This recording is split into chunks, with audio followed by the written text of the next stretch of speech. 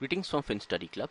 My name is Ankur Kulshrestha, welcoming all viewers to a session on impairment of long-lived assets, which is going to be, about 10 minutes or so, covering a lot of concepts related to the impairment. Now, what you need to understand is before getting on to this, I would imagine that you would have done the concepts of depreciation and basics about long-lived assets. So this is really a prerequisite before we get on to this complicated looking term of impairment. Now, the key coverage, or should I say the questions that would be answered after we have looked at all the slides, also we can write it as LOS. We're going to talk about what is impairment, when to check for impairment, that's on the timing part of it. This is the meaning and this is the timing. What are the key terms that we are going to use in impairment, and the actual formula by which we are going to impair. So what, when, how, these are different aspects of the same question. Then we're going to talk about the difference between US GAAP and IFRS, and this is very, very exam oriented, because whenever the US GAAP differ from the IFRS, that remains a key concept for the exam. Then we're going to talk about how are the ratios, different financial ratios impacted by impairment, and is there a special category of rules for something known as held for sale. Now this is like a special category of long-lived assets. We're going to talk about that. Is a reversal possible, and how is impairment different than depreciation? So all in all, looks like pretty comprehensive. Let's start without wasting time. Now in terms of the basics, your impairment is by and large, I'm going to talk about few important points. First, is applicable both on tangible and intangible. There are a lot of misnomers that only the tangible assets can be impaired, which is absolutely wrong. It can be applied on intangibles as well. What is impairment is actually a surprised or a sudden loss as in fall in the value of a long-lived asset. What I mean by that is, let us assume you have purchased an asset worth rupees $40,000. Now, the fact that you're mentioning it in your books at $40,000 means that there is an expectation that you have from this asset that there will be a benefit worth rupees this much that you are expecting from the asset in future. The question is, if there is no longer an expectation that you can recover this amount from your operation, then you believe that your assets have been impaired. Let me restate that. Basically, let's say after 1 year you have depreciated the asset, let's say by 16 using whatever method, and you're saying that the value of your asset at T1 is 24. That means your future expected benefit in the times to come, which is T2 and T3, is going to be roughly 24.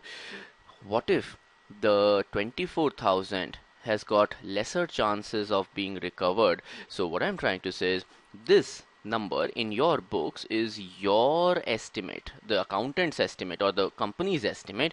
If the market doesn't confirm that, or the market says I'm sorry, you may not be able to recover this much amount, then we believe that the assets have been impaired. Obviously, there is no doubt about the fact that every year I'm going to impair. There is no doubt about it, and impairment is over and above depreciation. So there was a key question: how is impairment different than depreciation? The answer to that is, depreciation is a very planned exercise. Every year I know that I have to depreciate, but impairment is a sudden or a surprised fall in the value of asset. There are some similarities, on the other hand, between depreciation and impairment, that your property, plant and equipment, let us take example of a machine, will go down by this amount, and the similar amount will be charged to the income statement as a non-cash expense. Impairment and depreciation both are non-cash items. Therefore, what I'm trying to say is, they are similar to some extent and they are different to some extent. So like we said, the accounting treatment, loss is taken to the income statement. A silent point is, it is not taken to the other comprehensive income, leading to lower profits and lower value of the assets. The next question that we need to also kind of debate upon is how frequently or when should we check for impairment? I mean, Do the accountant or the businesses just stop doing their work and keep looking at worrying about the assets? The answer is no. There has to be a signal that will come to you, which will hint you, obviously don't confirm, but it will at least hint you that there is a possibility of the future benefits not being recovered. What can be the hint? It is like there is a negative change in the business environment. For example, there has been change in the business policies or the trade policies of the country. Because of some competition, your assets which are producing a particular type of a product, that product sale is going down, therefore the usage rate of your long-lived asset is going down. Or there is something happening which impacts the profitability fall related to the assets. So all I'm saying is this is not a comprehensive list, nor this is like the this needs to be learned as a law. Absolutely no. Point is, you got to be a little flexible and watch out for any kind of a hint. Moving on to the next point of as to how to impair, the actual formula of impairment under the US GAAP, which is a little different than IFRS. It's a two-step process. In the first step, we are just checking. I want all the viewers to understand that we are absolutely not doing the impairment. We are just checking it right now. How do we check? The book value that we have, the written down book value, which is after depreciation from our books, is compared with, very, very critical point, undiscounted cash flows. This undiscounted future cash flows needs to be compared with net book value, and should the net book value be a little more, then you can confirm the bad news. Yes, the assets have been impaired. I'm going to take a quick example for that. Let's say I am having a 3-year-old asset whose book value is 14,000, who's got 2 years more to live. So which means to say T4 and 5. And the cash flows that will accrue to these are, let's say 8,000 and let's say 5,000. Now the question is, all these are at 3 different time zones, but my rule for just checking is undiscounted. So I'm going to say that this is the benefit which I think will happen to me in future, and this is the benefit which market is telling me that will happen. So 8 plus 5 is equal to 13, which is less than what I think. Therefore my assets have been impaired. Point to be noted, I haven't impaired it by $1. That's really the key point. I'm just checking. What happens at the second step? Now, once the answer to the first is affirmative, I move to the second step, where my left hand side, the net book value as a fundamental remains same. The only thing is, now rather than comparing it with the undiscounted expected cash flows, I am going to compare it with the future market value.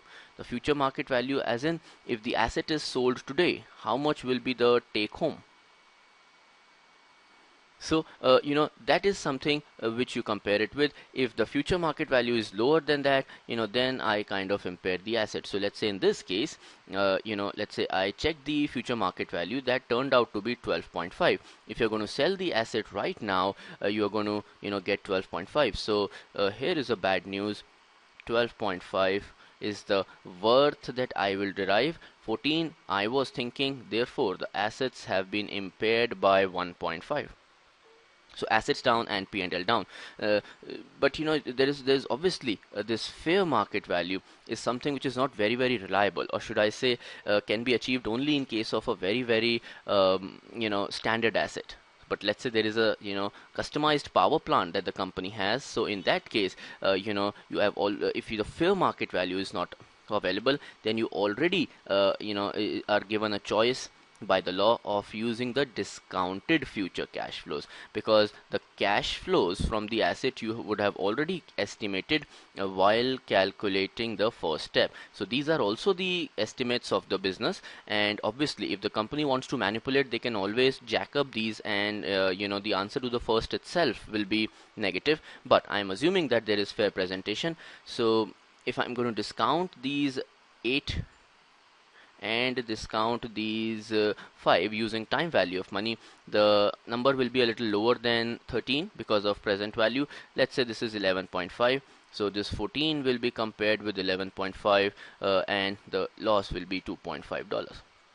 Key point is if and only if. If and only if. So I have a quick question here, and I want you to note each and every parameter very carefully. I have 1, 2, 3 and 4. Four different parameters onto the board. Let me just mark them one by one. It is net book value is 1. The net book value is 1. The undiscounted cash flows are 2. The fair market value is 3, and the discounted ones are 4. So let's try and highlight each of these important figures.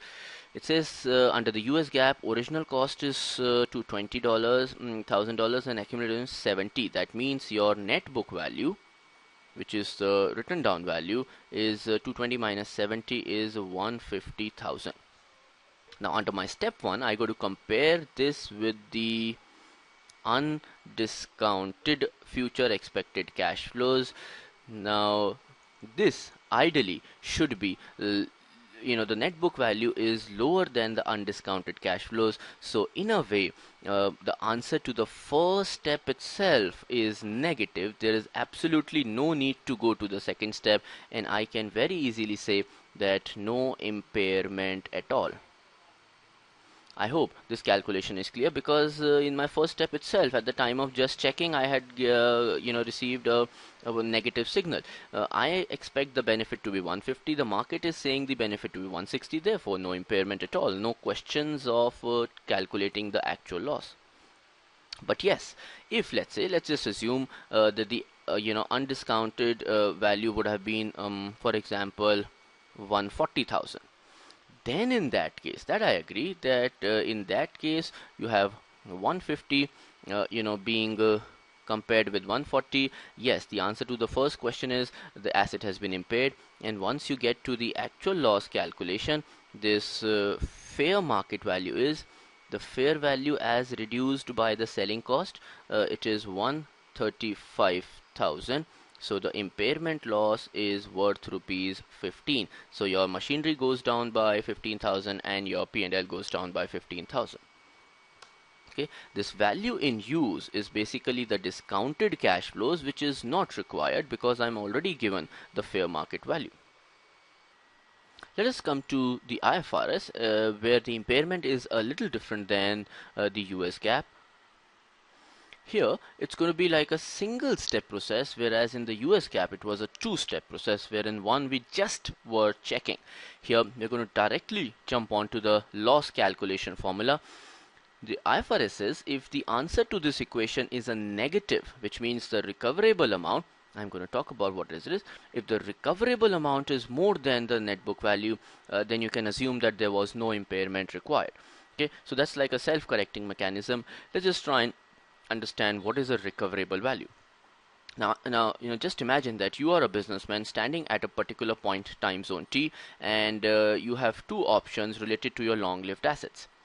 This is related to the capital budgeting, which is the decision making of the profitable option. It says either you can sell the asset now, and whatever you're going to get is your fair market value, the take-home revenue.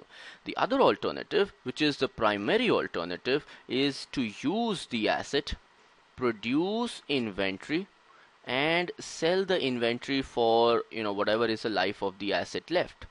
Let's say next 2 years, and discount the cash flows to T3, which is right here. So this is known as value in use. The present value, what you need to be a little mindful of, that both these values are at the same time T3. So value in use is the present value of future cash flows that the asset can generate if put to use. And the fair market value is what you're going to do by selling it right away. Now, if I ask you as a businessman, what would you do? Obviously, you are not emotionally linked to the asset. You're going to select wherever you're going to get benefit, which is the higher of the two. That's exactly the logic why we choose the greater of the two. So in this example, which is absolutely similar than before, we are taking the net book value, the benefit which the company expects will happen to it, to be compared with recoverable value, which is greater of Now, the fair market value is what I'm going to get by selling it, which is 135,000. Be mindful that 170 is not your take home. $35,000 is what you've paid. So 135,000 is what you're going to ultimately, to carry home. And the value in use which you're going to get by using the asset is 140. So obviously, any wise businessman is going to use the asset. So here 150 is going to be compared with the 140. Short point is still the market estimates are lower, therefore the assets needs to be impaired. Your A is equal to L plus C. Machinery or whatever asset it is goes down by 10,000 and your P&L account goes down by 10. That's how the accounting is done. Non-cash item transferred to income statement, no OCI. What other difference is with the US GAAP is the reversal part. If tomorrow there is a reversal that happens on market conditions changing, the US GAAP just refuses. US GAAP says it's a one-way traffic. It's always downwards. If tomorrow something good news or the usage pattern improves, then also you can't jack up the value. However, my IFRS says reversal is definitely possible. Why can't you reverse? I mean, it was a mistake. It was based on your estimates. Law should give you the chance to reverse your mistakes. Okay. So I hope that the current session was useful. We are going to talk more about this part in my next series. So in my next video, I'm going to talk about more on the analytical aspects. I'm going to talk about the assets which are held for sale, and I'm going to talk about when and how frequently do we check for impairment. So this was Ankur Kulshrestha from Finstudyclub signing off for now. Looking forward to speak to you in my next session. Thank you.